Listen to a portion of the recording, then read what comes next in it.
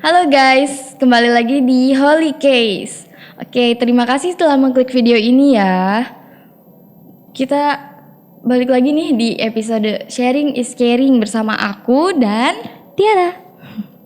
Sharing is Caring adalah konten yang membahas tentang kejadian-kejadian yang biasa kita alami. Di sini kita bakal bahas banyak hal yang pastinya bermanfaat untuk kalian.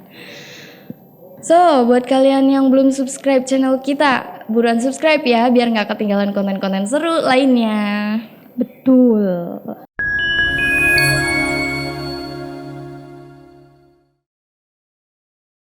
Oke kak, judul podcast kali ini apa sih?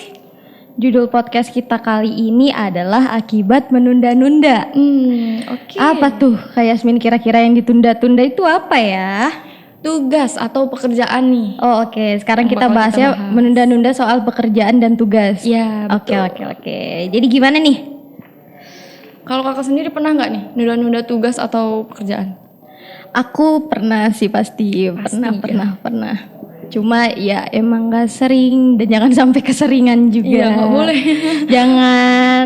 Kalau kamu sendiri gimana? Aku juga pernah pasti ya. Soalnya kebanyakan orang pasti pernah dong ya. Iya, kebanyakan orang pasti pernah. Kadang karena Bisa terjadi pada semua kalangan nih atau jenjang usia, baik disengaja atau enggak. iya, kebanyakan disengaja sih. Iya. Kebanyakan orang terpatok sama deadline. Ya udah Betul. nanti aja lah, deadline-nya belum masih lama gitu. Bisa Jadi, santai dulu. santai dulu. Ntar tiba-tiba pas udah hari hanya keteteran Iya, sendiri. betul. Berarti alasannya tuh pasti karena deadline-nya masih lama, kita nunda ya. Jadi nanti aja Iya. deh gitu. Ada juga nih kak alasan yang kita alasan yang bikin kita buat nunda-nunda kerjaan nih. Biasanya tuh kayak moodnya lagi jelek. Itu sering banget sih. Pasti itu yang jadi alasan-alasan manusia-manusia yang suka menunda pekerjaan. Duh, ntar deh mood gue lagi nggak bagus Iya. nih, moodnya lagi swing banget nih, lagi moodian banget. Sampai-sampai akhirnya dia malah tidur-tiduran, Scroll TikTok, scroll Instagram, ya kan? cari mood dulu gitu ya. Iya, cari mood tapi tahu-tahu udah ganti hari. Kadang kan suka kayak gitu ya, suka. Apalagi kalau udah main handphone tuh pasti udah nggak inget waktu nggak sih? Iya, betul Iya, banget. ntar tiba-tiba dari siang kok tiba-tiba udah sore aja, kok udah gelap aja ya gitu. Karena keasikan sampai-sampai jadi tugas semua lupa, Iya. ya kan? Nah, apalagi tuh kira-kira? Faktor utamanya nih, males. Wah, itu adalah suatu hal yang tidak bisa bukan tidak bisa, rada susah untuk diubah. Betul. Bener. Untuk aku juga gitu sih. Ya kan, rada susah banget buat diubah. Nggak tahu juga, padahal kayak diri kita tuh udah tahu itu tidak baik, cuma gimana ya anjir. Susah aja nggak sih? Nggak tahu juga kalau alasannya kenapa buat susah buat merubahnya itu, nggak tahu juga, nggak nemu alasannya nggak sih? Iya. Ya emang kalau lagi males, ya udah gue males aja. Nah, Apalagi terus kalau gitu akibatnya apa nih kalau kita sering-sering menunda-nunda? akibatnya yang pasti kerjaan kita pertama jadi ketinggalan, keteteran juga pasti, ya kan. Terus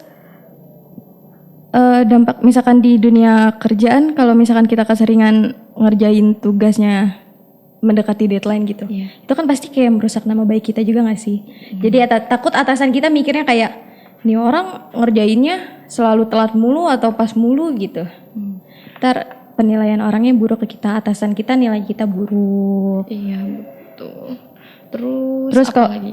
Terus kalau misalkan kerjaan kitanya salah, kalau misalnya kita ngepasin nih sama waktu deadline, terus pas kita kasih ke atasan ternyata ini gak sesuai sama apa yang dia mau, ntar yang ada atasan kita minta revisi. Sedangkan jam kerja kita udah dikit lagi mau pulang kerja nih, jadi kita sendiri yang keteteran, kita sendiri yang pusing, kita sendiri yang bingung. Padahal itu salah kita sendiri, kenapa enggak dari kemarin-kemarin gitu loh, biar hasilnya juga memuaskan, ya kan. Nah itu juga jadi menghilangkan peluang-peluang yang seharusnya ini sempurna malah jadi Membuang-buang waktu. Iya, membuang-buang waktu banget juga sih. Tuh. Kalau menurut kamu apa lagi tuh selain yang aku sebutin tadi? Bisa menimbulkan stres juga gak sih kak? Kalau misalnya kita nunda-nunda tugas nih, terus tugasnya bertambah, keteteran, kita jadi pusing sendiri, jadi stres sendiri kan. Buat nyelesainnya gimana tuh? Udah banyak banget. Nah, kalau cara menghindari kebiasaan menunda-nunda itu gimana? Kalau caranya dari aku mungkin gimana ya? Kayak bikin komitmen sama diri sendiri. Kita harus tahu skala prioritas kita apa. Terus kita juga harus iya benar, bikin komitmen sama diri sendiri kalau ini tuh harus dikerjain, jangan dientar gitu. Kalau bisa sekarang kenapa harus nanti, ya kan? Iya, betul. Nah itu, terus kayak kalau misalkan kalau bisa sih bikin catatan-catatan kecil. Nah ya kan, buat reminder buat diri kita sendiri juga, biar segala sesuatunya tidak harus berpatokan kepada deadline tugas kita, itu salah satunya. Kalau menurut kamu apa aja tuh? Kalau misalnya kita nunda-nunda tugas karena kemudian mungkin cari circle pertemanan yang jadi support system mungkin ya. Bener. Itu bisa tuh. Bener sih, soalnya kalau lingkungan pertemanan lah ya, bukan lingkungan pekerjaan, itu juga ngaruh sih emang.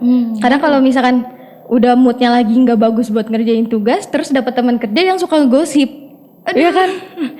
Itu yang ada makin udah deh nanti aja sampai numpuk, tahu-tahu udah di calling sama atasan, mana tugasnya, nah bingung sendiri kan. Panik. Iya, pasti langsung panik.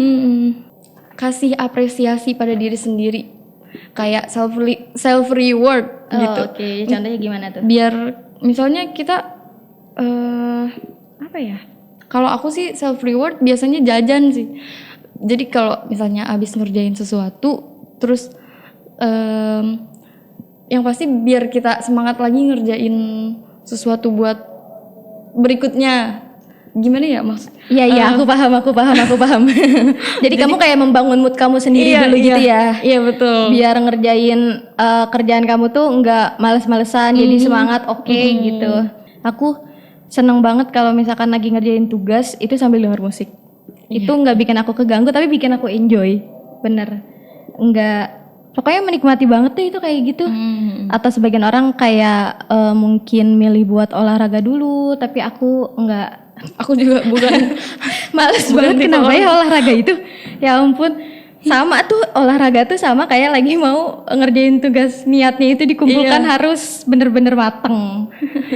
Dampak negatifnya lagi, menurut kamu apa aja?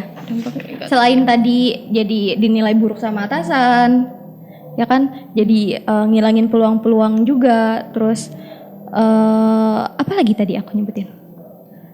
Kalau kerjaannya salah juga menghilangi kepuasan kali ya. Yang harusnya sempurna malah jadi biasa aja gitu. Apalagi tuh kira-kira? Jadi nggak produktif. Jadi kita stuck di situ aja, nggak bisa berkembang. Iya, betul. Kalau kita bermalas-malasan terus. Iya, benar. Itu jadi tamparan untuk diriku. Buat aku juga. Oke. Cara menghindari menunda-nunda pekerjaan. Mungkin kalau misalnya kita males gimana ya Kak? Pasti semua orang pasti pernah kan merasa males Setiap hari. Jadi untuk ngerjain sesuatu tuh bisa dicicil kan. Misalnya betul. Kalau emang deadline-nya masih lama, kita bisa nyicil nih dari hari ini. Perlahan-lahan aja, nggak perlu semua.